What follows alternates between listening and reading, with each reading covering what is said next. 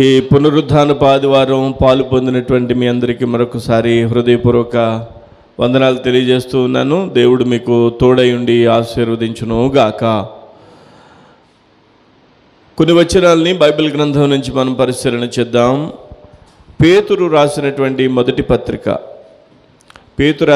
మొదటి పత్రిక 5వ అధ్యాయము 6వ వచనాన్ని ఒకసారి చదువుదాం. పేతురు రాసిన మొదటి పత్రిక 5వ అధ్యాయము 6వ వచనం చదువుదాం. దేవుడు తగిన సమయమందు మిమ్మును హెచ్చించునట్లు ఆయన బలిష్టమైన చేతి క్రింద దీన మనస్కులయ్యుండుడి. దేవునికి మహిమ కలుగునుగాక. వాక్యంలో వ్రాయబడింది, దేవుడు తగిన సమయమందు మిమ్మును హెచ్చించునట్లు ఆయన బలిష్టమైన చేతి క్రింద దీన మనస్కులయ్యుండుడి. దేవునికి ఒక సమయం ఉంటుందట. ఆ సమయంలో మనల్ని హెచ్చిస్తాడట. దేవుడు తన సమయంలో మనల్ని హెచ్చించడానికి మనమేం చేయాలి అని అంటే, ఆయన యొక్క బలిష్టమైన చేతి క్రింద దీన మనస్సు కలిగిన వారిగా ఉండాలట. మరలా చెప్తున్నాను, దేవుడు తగిన సమయంలో మనల్ని హెచ్చిస్తాడట. అలా హెచ్చించడానికి మనమేం చేయాలి అని అంటే, ఆయన యొక్క బలిష్టమైన చేతుల క్రింద మనము దీన మనస్కులై ఉండాలట. అంటే మనము దీన మనస్సు కలిగిన వారమై దేవుని బలిష్టమైన చేతుల క్రింద ఉంటే ఆయన మనల్ని హెచ్చిస్తాడు అన్న వాగ్దానం నమ్మదగినది. అయితే ఎప్పుడు హెచ్చిస్తాడు? ఆయన చేతుల క్రింద మనం దీన మనసు కలిగిన వారంగా ఉన్నప్పుడు. అవునండి, మనం అనుకుంటాం ఒక ప్రణాళిక మనం వేసుకుని, నేను అనుకున్న పని ఈరోజే లేకపోతే ఇప్పుడే జరిగితే బాగుండు కదా అని అనుకుంటాం. కానీ దేవునికి ఒక సమయం ఉందంట. దేవునికి ఒక సమయం ఉంది. ఆ సమయం ప్రకారం దేవుడు మనల్ని హెచ్చిస్తాడు, మనల్ని ఆశీర్వదిస్తాడు. ఆ సమయం ఏంటో మనకి తెలియదు. కాబట్టి ఆ సమయంలో మనం హెచ్చించబడ్డానికి మనం ఏం చేయాలంటే, దీన మనస్సు కలిగి ఎప్పటి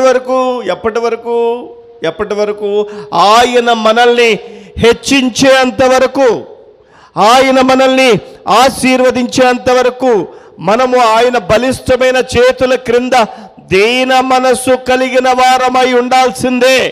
ఆయనకు ఒక సమయం ఉంటుంది. మనం అనుకుంటాం మన సమయంలో ఆయన కార్యం చేస్తే బాగుంటుంది కదా అనుకుంటాం. ఈరోజు ఏమన్నాడంటే దేవుడు, నాకు ఒక సమయం ఉంది, నాకు ఒక ప్రణాళిక ఉంది, నేను నా ప్రణాళిక చొప్పున నేను కార్యాన్ని చేయబోతున్నాను అని అంటాడు. అంతవరకు నువ్వేం చేయాలంటే, నా బలిష్టమైన చేతుల క్రింద దీన మనస్సు కలిగిన వారుగా ఉండాలి అని అంటాడు. హల్లెలూయా. కొన్ని విషయాలు ఈరోజు మీ దగ్గర ప్రస్తావిస్తాను. చాలా ఆసక్తిగా మీరు వినాలి. మనం ప్రభులోకి వచ్చిన తర్వాత అనేకమైనటువంటి విషయాలు ప్రభు దగ్గర ప్రస్తావిస్తున్నాం, ప్రభు దగ్గర ప్రార్థన చేస్తున్నాం.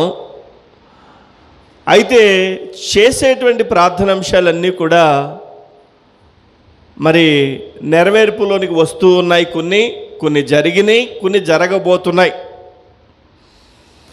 మనమేమనుకుంటామంటే, ప్రభువా ఎందుకు తత్సారం చేస్తావు, ఎందుకు లేట్ చేస్తావు, ఎందుకు ప్రభువా లేటు, నాకు సహాయం వెంటనే చేయొచ్చు కదా అని చెప్పి మనం అనుకుంటాం. కానీ దేవుడు అంటున్నాడు, నాకు ఒక సమయం ఉంది, తగిన సమయంలో మిమ్మల్ని నేను ఆశీర్వదిస్తాను అంటున్నాడు, మిమ్మల్ని నేను హెచ్చిస్తాను అంటున్నాడు. హెబ్రీలు రాసిన పత్రిక, అపోస్తలుడైన పౌలు హెబ్రీలకు రాసినటువంటి పత్రిక 4వ అధ్యాయం ఒకసారి తెరచి చూద్దాం. అపోస్తుల కార్యము 4వ అధ్యాయము 16వ వచనం, చిట్ట చివరి వచనం. మరలా చదవండి. కనుక మనము కనికరింపబడి ఎలాంటి సహాయము? సమయోచితమైన సహాయము కొరకు కృప పొందినట్లు ధైర్యముతో కృపాసనమునొద్దకు చేరుదము. సమయోచితమైన సహాయము. ఇందాకేం చదువుకున్నాం? తగిన సమయము. అంటే తగిన సమయంలో తగిన సహాయము దేవుడు చేస్తాడు. కాబట్టి మనం ఆయన సన్నిధికి, ఆయన కృపా సన్నిధికి ధైర్యంగా వెళ్ళాలి అని అంటాడు భక్తుడైన పౌలు. మరలా చెప్తున్నాను, బాగా వినాలి మీరు మనసు పెట్టి. ప్రతిదానికి సమయం ఉందంట దేవునికి. ప్రతిదానికి సమయం ఉందంట. ఆయన సమయంలో ఆయన మన పక్షంగా కార్యం చేసి మనల్ని హెచ్చిస్తాడట. నమ్మొచ్చా? నమ్మాలి. ఇంకా ఇక్కడ అంటాడు మనము కనికరింపబడి సమయోచితమైన సహాయం కొరకు. అంటే ఏ సమయానికి ఎలాంటి సహాయం కావాలో అలాంటి సహాయం ఆయన ఇస్తాడు. మరలా చెప్తున్నాను, ఏ సమయానికి ఎలాంటి సహాయం కావాలో ఆయన ఆ సహాయాన్ని ఇస్తాడు. అలాంటి సహాయం చేస్తాడు. కాబట్టి మనం దేవుని కృపా సన్నిధికి ధైర్యంగా వెళ్ళాలని అంటాడు. ఇంకో మాట చెప్తాను నేను. ప్రసంగి గ్రంథం 3వ అధ్యాయము 1వ వచనం. ప్రసంగి గ్రంథము 3వ అధ్యాయము 1వ వచనం ఒకసారి చదువుదాం. ప్రతిదానికి సమయం ఉంది. చెప్పండి. ప్రతిదానికి దేవునికి కూడా సమయం ఉందట. మనకి సహాయం దేవుడు చేయాలి అనే విషయానికి, ఆ అంశానికి కూడా దేవుడు ఒక సమయాన్ని, ఒక ప్రణాళికను ఏర్పాటు చేసుకున్నాడట. దేవుడు అంటున్నాడు, అంతవరకు నువ్వు దీనంగా ఉండు, నేను నీకు చేస్తా అని అంటున్నాడు. హల్లెలూయా. సరే, ఒక్కొక్క సమయంలో మనకేమనిపిస్తుందంటే, అనిపించడం కాదు, నిజంగానే వాస్తవానికి ఇప్పుడు కూడా సహాయం చేయకుండా ఇంకా సహాయం చేస్తానంటే ఇంకేం నమ్మబుద్ధి అవుద్దయ్యా అన్నట్టుగా ఉంటుంది పరిస్థితి. వినిపిస్తుందా? వాస్తవంలోనికి వచ్చేద్దాం మనం. వాస్తవంలోకి వస్తే ఇప్పుడు కూడా నువ్వు కలగజేసుకోకపోతే ఇంకెప్పుడు కలగజేసుకుంటావు, ఇంకెప్పుడు సహాయం చేస్తావు అన్నట్టుగా ప్రశ్న మన హృదయంలో బయలుదేరుద్ది. కొన్ని విషయాలు ఈరోజు మీకు గుర్తు చేస్తాను.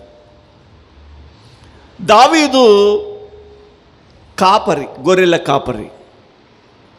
చిన్న వయసులో దావీదు గొర్రెల మందను మేపుకుంటూ ఆ పచ్చిక బయళ్ళల్లో గొర్రెల మందను మేపుతూ ఉండగా దావీదు చేతిలో ఒక విధమైనటువంటి వాయిద్యం ఉండేది. ఆ వాయిద్యాన్ని వాయిస్తూ దేవుణ్ణి స్తుతించేవాడు. ఈ కీర్తనలన్నీ అలా పాడినవే. ఆయన గొర్రెల మందను మేపుతూ, గొర్రెల మందని ఆ పచ్చికల్లో మేపుతూ దేవుణ్ణి స్తుతిస్తూ ఆరాధించేవాడు. తండ్రి అయినటువంటి యెషయా అన్నలు అందరూ కూడా ఆ గ్రామంలో లేదా ఆ పట్టణంలో అంతఃపురంలో ఆ ప్రజల మధ్య ఉంటే దావీదు ఒక్కడే, ఆ యొక్క కనిష్ఠుడైన దావీదు, చిట్ట చివరి కుమారుడైన దావీదు తాను ఒంటరిగా ఆ పచ్చిక బయళ్ళల్లో ఉండేవాడు. ఆదరణ కోల్పోయినటువంటి పరిస్థితుల్లో ఒక్కొక్కసారి ఉండేవాడు. దేవుణ్ణే ఆరాధిస్తూ, దేవుణ్ణి స్తుతిస్తూ గడిపేటువంటి రోజులవి దావీదుకి. సరే, అలా తప్పవడా దావీదు అంటే మీకు తెలుసు. దావీదు చాలా జ్ఞానం కలిగిన వాడు, అందమైన వాడు, తెలివితేటలుండి చక్కని నైపుణ్యత కలిగినటువంటి సంగీత వాయిద్యాలన్నీ మరి వాయించగలిగినటువంటి వ్యక్తి. దేవునికి స్తోత్రం కలుగునుగాక. హల్లెలూయా. ఈ పరిస్థితుల్లో దావీదు మేపేటువంటి మంద మీదకి ఒక సమస్య వచ్చింది. గొర్రెలు వెళ్తూ ఉన్నాయి, గొర్రెల్ని మేపుతూ ఉన్నాడు దావీదు. ఆ సమయంలో తల్లి గొర్రె ఉంది, పిల్ల గొర్రె కూడా ఉంది. దాన్నే గొర్రె పిల్ల అంటాం. గొర్రెలు మీరు గమనిస్తే, మీరు రోడ్డు మీద వెళ్ళేటప్పుడు, మనం బైక్ కానీ బస్సులో కానీ ఆటో మీద కానీ వెళ్తూ ఉన్నప్పుడు గొర్రెల మంద రోడ్డు మీద వెళ్తుంటే గొర్రెలు ఎలా వెళ్తాయంటే, ఈ గొర్రె ఆ గొర్రెకి జారబడి, ఆ గొర్రె ఈ గొర్రెకి జారబడి, ఒకదానికొకటి జారబడి వెళ్ళిపోతూ ఉంటాయి. ఒకదాని మీద ఒకటి ఆనుకుని వెళ్ళిపోతూ ఉంటాయి. ఒక రకమైనటువంటి శబ్దం చేస్తాడు కాపరి. ఆ శబ్దం చేసేటువంటి ఆ శబ్దాన్ని వింటూ గొర్రెలు వెళ్ళిపోతూ ఉంటాయి. ప్రతి జంతువుకి వెనుకాల కాపరి ఉంటాడు, కానీ గొర్రెలకే మాత్రమే కాపరి ముందు నడుస్తాడు. మీకు బర్రెలు కానీ ఆవులకు కానీ దోళ్ళకు కానీ మిగతా వేటికైనా వెనకాల నుండి తోలాలి, కానీ కాపరి ఏం చేస్తాడంటే ముందు నడుస్తాడు, వెనకాల వచ్చేస్తూ ఉంటాయి. బాగా గమనిస్తే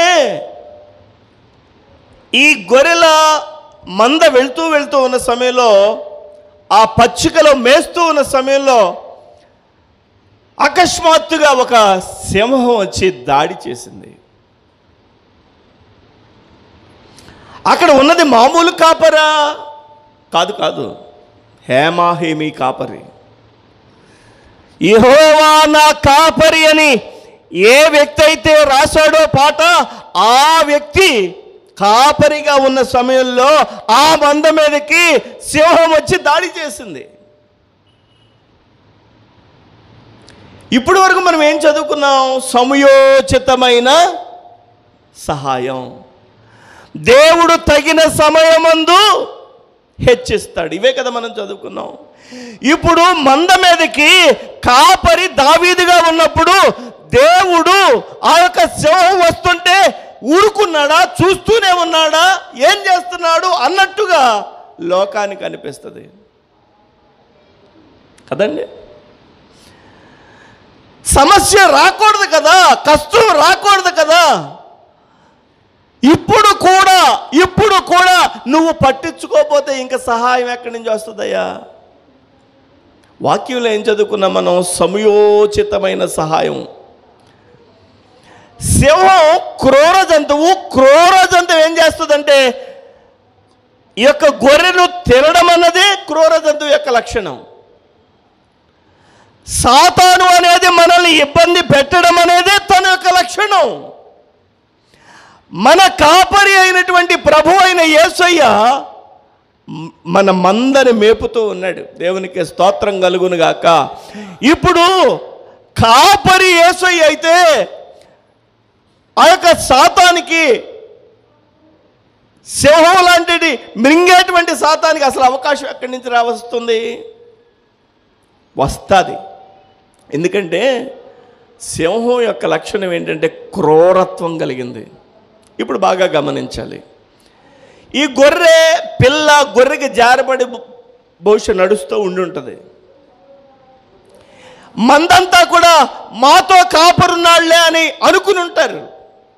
క్షేమంగానే వెళ్ళిపోతాం కదా, క్షేమంగానే మనం వెళ్ళిపోతాం కదా అని చెప్పి అనుకుని ఉండొచ్చు. ఆ సమయంలో ఈ గొర్రెల మంద మీదకి సింహం వచ్చింది. ఆ గొర్రె పిల్లని నోట కరుచుకుంది.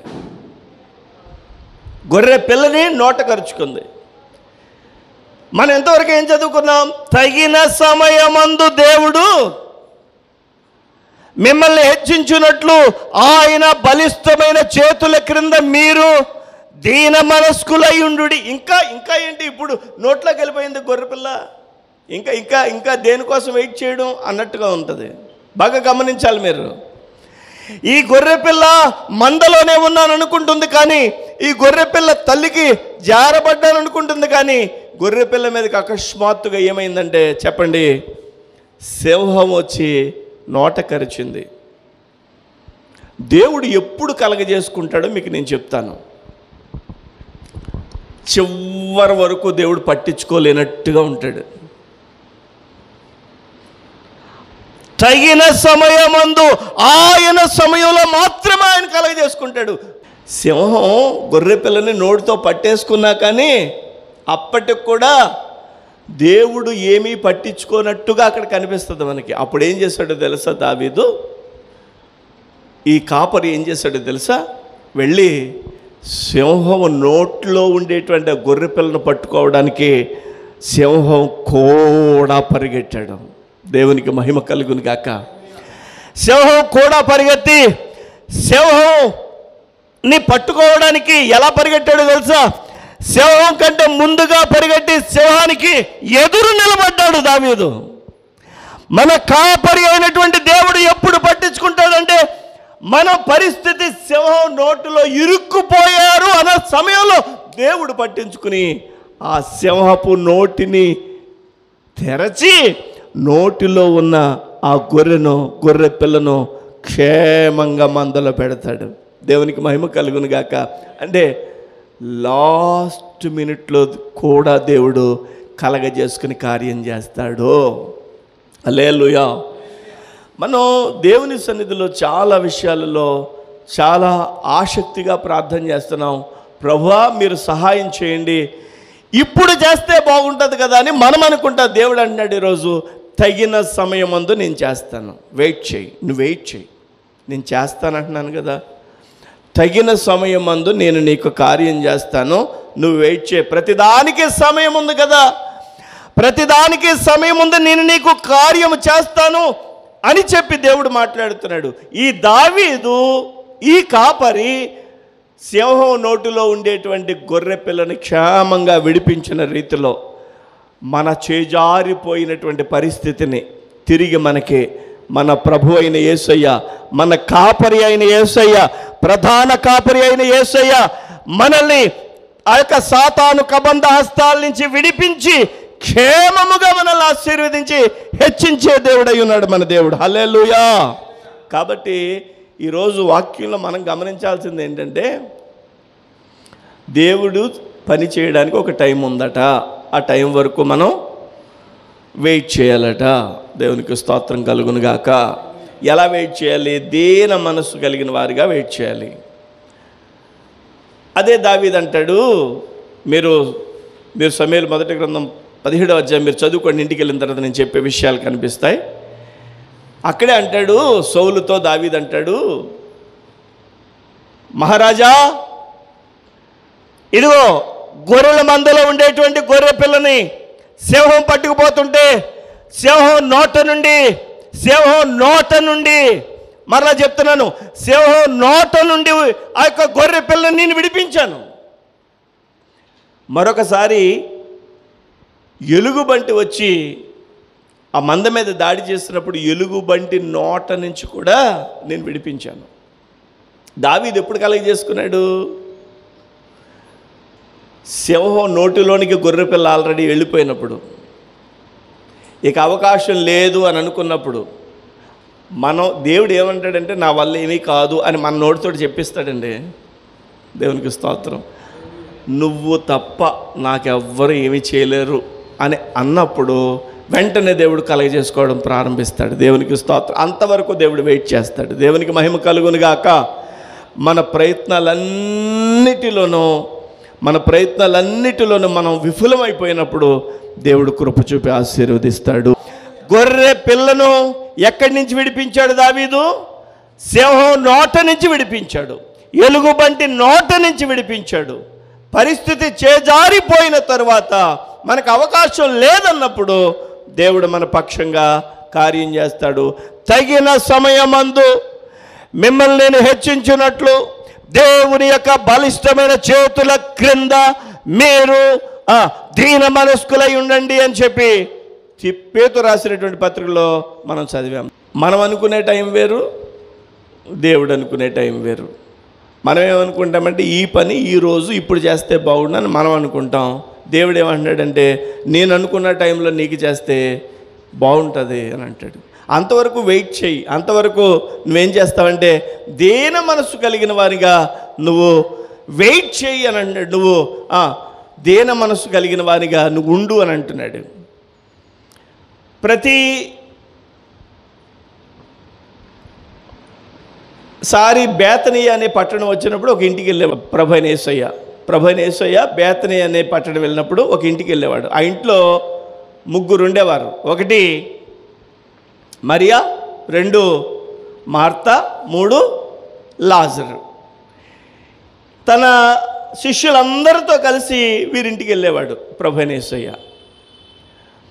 ఈ మరియా మార్తలు ఇద్దరు కూడా యేసు కూడా వచ్చినటువంటి వారికి సపర్యలు చేసేవారు, అవి ఇవి వండి పెట్టేవారు.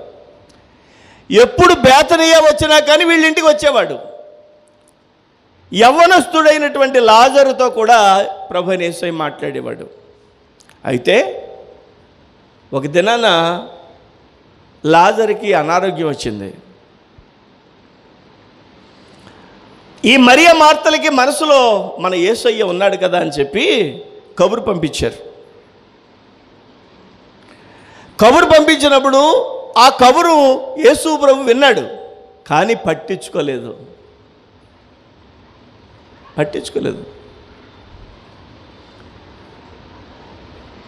తీరా యేసయ్య వస్తాడేమో అని మరియా మార్తలు చూస్తే యేసయ్య రాలేదు. ఇప్పుడు మరలా చెప్తున్నాను, తగిన సమయమందు ఆయన సహాయం చేసేటువంటి బలిష్టమైన రెక్కల నీడలో మనము దీన మనస్కులై ఉండాలి. ఏంటి తగిన సమయం? లాజరుగా బాగోలేదు, చేజారిపోతున్నాడు, ఇంకా తగిన సమయం ఏంటి? గొర్రె పిల్ల శవం పట్టుకుపోతుంది, ఇంకా ఇంకా తగిన సమయం ఏంటి? మనం అనుకుంటాం. ప్రభువైన యేసయ్య అన్నాడు, లేదు, గొర్రె పిల్ల నోట్లోకి వెళ్ళిపోయినా నేను తీసుకొచ్చి నీకు ఇస్తాను, నీకెందుకు? నా సమయం ఒకటి ఉంది. ఎలుగుబంటి చేతుల్లోంచి, ఎలుగుబంటి నోట్లోంచి నేను తీసుకొచ్చి నువ్వు పోగొట్టుకున్న దాన్ని, నువ్వు అనుకున్న దాన్ని నేను నీకు ఇస్తా. నాకు ఒక సమయం ఉంది, నాకు ఒక టైం ఉంది. అంతవరకు దీన మనస్సు కలిగిన వారిగా నువ్వు ఉండు. సరే, లాజరుకి అనారోగ్యం వచ్చింది, కబురు పంపించారు, యేసయ్య రాలేదు. అనేక మంది వచ్చి, మీ యేసయ్య రాలేదా? కబురు పంపిస్తే ఆ మాట అందలేదా? యేసుక్రీస్తుకి రాలేదేంటి? యేసు ప్రభు రాలేదేంటి అని చెప్పి అనేక సార్లు అనేక మంది అడిగారు. యేసు ప్రభు రావాలి కదండి, రాలేదు, చేజారిపోయాడు. లాజరు ఏమయ్యాడంటే అనారోగ్యం వలన చనిపోయాడు. కానీ వాక్యంలో ఏముంది? తగిన సమయమందు దేవుడు సహాయం చేస్తాడు. ఇక తగిన సమయం అంటే చచ్చిపోతే లాజరు 4వ రోజున, చనిపోయిన 4వ రోజున బయలుదేరి శిష్యులతో అంటాడు, మనం మరియా మార్త వాళ్ళ ఇంటికి వెళ్దాం రండి అని. అప్పటి వరకు పట్టించుకోలేదు. ఈ గొర్రె పిల్ల ఎవరి నోట్లో ఉంది? సేవ నోట్లో ఉన్నప్పుడు దావీదు విడిపించాడు. మరొక గొర్రె పిల్ల ఎలుగుబంటి నోట్లో ఉన్నప్పుడు దావీదు విడిపించాడు. ఇక్కడ ఈ లాజరు ఎవరి నోట్లో ఉన్నారు చెప్పండి? ఇప్పుడు సమాధి నోట్లో ఉంది. సమాధి నోట్లో ఉన్నాడు, సమాధిలో పెట్టేశారు. ఇంటికి వచ్చాడు తీరుబడిగా 4వ రోజుని. అప్పుడు ఇది నా సమయం అని అన్నట్టుగా మన సమాధి దగ్గరికి వెళ్దామంటున్నాడు. నేను మీకు చెప్పే వర్తమానం ఈరోజు మీకు అర్థమవుతుంది అనుకుంటున్నాను. తగిన సమయమందు దేవుడు మనకు సహాయం చేస్తాడు. చేజారిపోయింది అన్నట్టుగా ఉన్న నువ్వు విశ్వాసాన్ని మానవద్దు. మనం చచ్చిపోతే చచ్చిపోవాలేమో, కానీ మన విశ్వాసం చచ్చిపోకూడదు. మనము బలహీనపడితే బలహీనపడవచ్చేమో, కానీ మన విశ్వాసం బలహీనపడకూడదు. ఎందుకంటే తగిన సమయమందు దేవుడు మనల్ని హెచ్చిస్తాడు. హల్లెలూయా. తగిన సమయంలో దేవుడు మనకి సహాయం చేస్తాడు. నమ్ముదాం, మన విశ్వాసం ఉంచుదాం. గొర్రెపిల్ల సింహం పట్టుకుపోయింది, అయినా సరే విడిపించి పట్టుకొచ్చాడు. గొర్రెపిల్లని ఎలుగుబంటి పట్టుకుపోయింది, అయినా సరే కాపరి విడిపించి పట్టుకొచ్చాడు. ఈ లాజరు ఆ సమాధి నోట్లోకి వెళ్ళిపోయాడు, అయినా సరే 4వ రోజున వచ్చి సమాధి దగ్గరికి వెళ్ళి అక్కడ సమాధి రాయిని దొర్లించి లాజరు అని పిలిచినప్పుడు లాజరు బయటకు వచ్చాడు. తిరిగి ఆ లాజర్ని మరియా మార్తలకు అప్పగించేశాడు. భోజనం పెట్టమని చెప్పాడట. అక్కడ భోజనం పెట్టారు. నేనేమంటున్నానంటే, ప్రభు అయిన యేసయ్య మన పరిస్థితుల మధ్యలో పట్టించుకోనట్టుగా అనిపించవచ్చు, కానీ యేసుక్రీస్తు ప్రభువారు మనల్ని ఎప్పుడు పట్టించుకుంటాడంటే ఆయన సమయంలో. దేవునికి స్తోత్రం కలుగునుగాక. తగిన సమయమందు ఆయన కార్యం చేస్తాడు. కాబట్టి మన విశ్వాసంతో ముందుకు సాగిపోదాం. ముందుకి మన ఆత్మీయ యాత్రను కొనసాగించాలి. మరొక విషయాన్ని కూడా మీకు నేను చెప్తాను. ఈరోజు నేను చెప్తున్నటువంటి ఒకే ఒక పాయింట్ బేస్ చేసుకుని కొన్ని విషయాలు మీకు నేను చెప్తున్నా. తగిన సమయమందు దేవుడు సహాయం చేస్తాడు. మనకొక సమయం ఉంటుంది, దేవునికి ఒక సమయం ఉంటుంది. మన సమయంలో మనం ఈ పని అయిపోవాలనుకుంటాం, కానీ దేవుడు నా సమయంలో చేస్తాను ఆ పనిని అంటున్నాడు. ఎలాగంటే మందలో ఉన్న గొర్రెని సింహం పట్టుకుపోతున్నా కానీ దేవుడు పట్టించుకోలేనట్టుగా ఉంది. కానీ ఎప్పుడు విడిపించాడు? సింహం నోట్లోంచి విడిపించాడు. ఆల్రెడీ సింహం నోట్లోకి వెళ్ళిపోయాక దేవుడు విడిచిపెట్టడు, కార్యం చేస్తాడు, సహాయం చేస్తాడు. దేవునికి స్తోత్రం కలుగునుగాక. ఎందుకని వర్తమానం నేను ప్రేరేపించబడి చెప్తున్నానంటే, చేజారిపోయినటువంటి ఒక ఉద్యోగాన్ని నిన్నే ఎలా దేవుడు మరలా చేతికిచ్చాడో గుర్తొస్తే నాకు ఈ ప్రసంగం గుర్తొచ్చింది. హల్లెలూయా. అనేకమైనటువంటి విషయాల్ని మనం ప్రార్థన చేస్తున్నాం.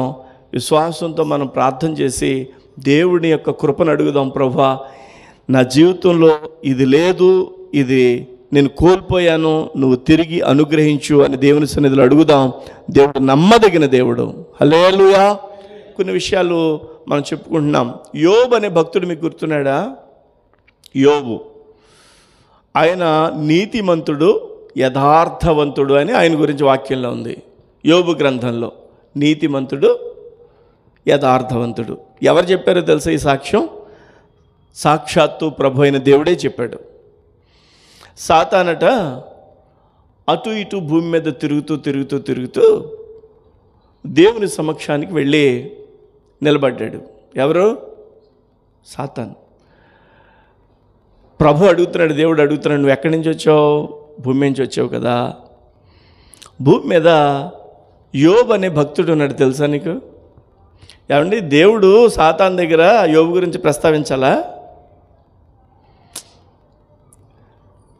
యోబు గురించి ప్రస్తావించాలా దేవుడు అన్నట్టు మనకు అనిపిస్తుంది కదా. మనలో ప్రశ్న అదే కదా వస్తుంది. కానీ దేవుడే యోబు గురించి సాతాను దగ్గర ప్రస్తావించి, భూమి మీద నా భక్తుడు యోబు అనేవాడు ఉన్నాడు, నీకు తెలుసా? తెలుసులే. యోబు గ్రంథం మీరు మొదటి అధ్యాయం చదువుకోండి, ఈ విషయాలన్నీ ఉంటాయి. తెలుసులే. ఎందుకు తెలీదు? యోబు క్షేమంగా ఉన్నాడు. ఎందుకంటే యోబుకి నువ్వు కంచె వేసి యోబు చుట్టూరు కాపుదలు ఇచ్చావు కదా. అందుకని బాగానే ఉన్నాడులే, నిన్ను నమ్ముకుని బాగానే ఉన్నాడులే అని అంది. నేను కంచి వేశానని నా యందు విశ్వాసంతో నీతిమంతుడిగా ఉన్నాడని అనుకుంటున్నావా? సాతాను అంటుంది, ఆ కంచె తీసే చూద్దాం, ఆ కంచె తీసే, ఆ కాపుదలు తీసే, ఆశీర్వాదాలు తీసే చూద్దాం. సరే వెళ్ళైతే, ఇదిగో వెనక్కి వెళ్ళరా. ప్రాణం మీద మాత్రం అధికారం లేదు, వెళ్ళు. సాతాను భూమి మీదకి వచ్చి యోబుని పరీక్ష పెడుతుంది. యోబుకి పిల్లలు 10 మంది, 7 మగపిల్లలు, 3 ఆడపిల్లలు. సాతాను వచ్చి పరీక్ష ప్రారంభించాడు. ఆ పరీక్షలో అదే రోజు 7 మగపిల్లల్ని కోల్పోయాడు యోబు, 3 ఆడపిల్లల్ని కోల్పోయాడు. వెనక్కి తిరిగి చూసేసరికి మరొకడు పరిగెత్తుకు వచ్చి చెప్తున్నాడు, నీకున్న ఆస్తి మొత్తం అంతా కూడా నాశనం అయిపోయింది, తగలబడిపోయింది అని చెప్పి. యోబు అంటాడు దేవుడు ఇచ్చాను, దేవుడు తిరిగి తీసుకున్నాడు అనగలమండి? ఆ 10 మంది పిల్లలు డెడ్ బాడీలు అక్కడ ఉంటే గుండె తరుక్కుపోయి అసలు ఏమనాలి? కానీ యోబు అన్నాడు, దేవుడే ఇచ్చాడు, దేవుడే తీసుకున్నాడు అంటున్నాడు. ఆస్తంతా మొత్తం పోయింది, ఒక్కడే మిగిలిపోయాడు. ఆ భార్య తను మిగిలిపోయారు. ఆ టైంలో ఏం చేయాలో అర్థం కావడం లేదు. దేవుడిని అన్నాడు, దేవుడే ఇచ్చాడు, దేవుడే తిరిగి తీసుకున్నాడు. సాతాను ఇంకా విజృంభిస్తుంది. తన శరీరం మీదకి పుండ్లు లాంటి కురుపులు వచ్చేసినాయి. అంటే ఆరోగ్యం కూడా లేదు, పోనీ ఆరోగ్యం కూడా లేదు. మీకు బైబిల్ పండితులు కొంతమంది బైబిల్ పండితులు, డాక్టర్స్ ఆయనకు వచ్చిన పుండ్లు గురించి అధ్యయనం చేసి ఇంచుమించుగా 120 రకాల క్యాన్సర్ పుండ్లు యోబుకు వచ్చినాయి అని చెప్పి బైబిల్ పండితులు చెప్తారు. 120 రకాల క్యాన్సర్ పుండ్లు. క్యాన్సర్ పుండు వస్తే ఎంత బాధ. గూడైపోయాడు యోబు, ఎముకల గూడైపోయాడు, వాకిట్లో ఉన్నాడు. చిల్ల పెంకు తీసుకుని ఇలాగ గీరుకుంటున్నాడు, గోక్కుంటున్నాడు. ఆ టైంలో 3 ఫ్రెండ్స్ వచ్చారు.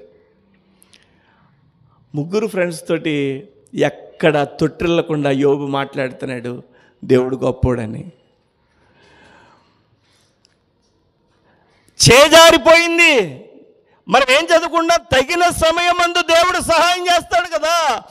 ఇంకా యోబు జీవితంలో సహాయం రాలేదండి. మన జీవితాల్లో అనుకుంటాం, ఇన్ని కష్టాలు, ఇన్ని నష్టాలు, ఇన్ని ఇబ్బందులు, ఇన్ని ఓటములు, ఇన్ని అపజయాలు ఇంకా దేవుడు కలుగజేసుకోకపోతే ఇంకెప్పుడు కలుగజేసుకుంటాడు రా బాబు అనిపిస్తుంది. యోబు అంటున్నాడు దేవుడు న్యాయస్థుడు అంటున్నాడు. ఆఖరికి తన భార్య వచ్చి యోబుతో అంటది, ఏమయ్యా ఇంకా భక్తి అంటాం ఎందుకయ్యా, చచ్చిపో, నువ్వు చావు, నువ్వు చచ్చిపో. ఒకే ఒక భార్య భర్తనే నువ్వు చచ్చిపో అని అంది బైబిల్లో. ఆ భార్య యోబు భార్య అంటది, నువ్వు చచ్చిపో అని అంటది. దేవుణ్ణి విడిచిపెట్టి చచ్చిపో అంటది, దేవుణ్ణి దూషించి చచ్చిపో అంటది. కానీ యోబు దేవుణ్ణి విడిచిపెట్టలేదు, దేవుణ్ణి దూషించడం లేదు. ఈరోజు గమనించాల్సింది, చేజారిపోయింది యోబు జీవితంలో అంతా. ఇంకెప్పుడు చేసుకుంటాడు? ఇంకా దేవుడు తగిన సమయం మందు సహాయం చేస్తానంటే ఏమన్నా కుదురుద్దంటే పొసుకుతుందా? ఇక్కడ మొత్తం నాశనం అయిపోతే యోబు తగిన సమయం మందు దేవుడు సహాయం చేస్తాడంటే ఎలా ఉంటుంది వినే ప్రజలకి? మీకు ఒక విషయం చెప్తాను. ఇప్పుడు యోబు గ్రంథం ఇప్పుడు చదవండి. మీకు 2 వచనాలు చూపించి నేను ముగించేస్తాను. యోబు గ్రంథం తీస్తున్నారా? యోబు గ్రంథం 1వ అధ్యాయము 1వ వచనం నుంచి చదువుదాం.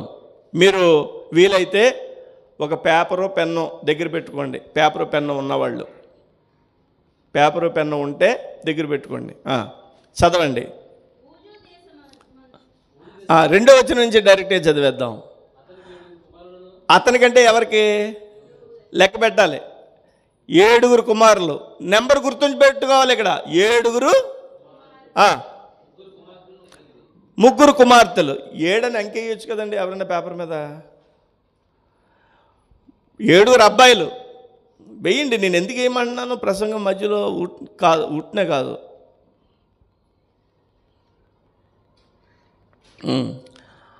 అబ్బాయిలు 7, రాయండి అయ్యగారు.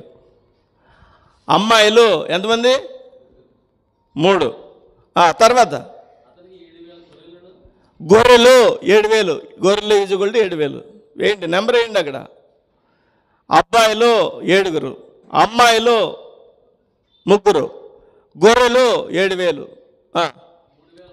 ఒంటెలు ఈజుగొల్డ్ 3,000. ఒంటెలు ఈజుగొల్డ్ 3,000. ఎడ్లు ఈజుగొల్డ్ 500 జతలు. 500 జతల కాడెద్దులు. ఆడగాడిదలు 500.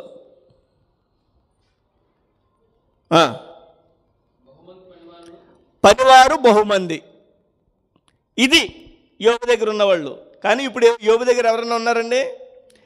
యోబు యొక్క కుమారులు చనిపోయారు, యోబు యొక్క కుమార్తెలు చచ్చిపోయారు, గొర్రెలు చచ్చిపోయాయి, ఒంటెలు చనిపోయాయి, గాడిదలు చనిపోయాయి, తనకుండే యావదాస్తి పోయింది. తన ఒంటరిగా నిలబడిపోయాడు. భార్య కూడా పొమ్మంది, బయటికి చచ్చిపోమంది. ఇలాంటి టైంలో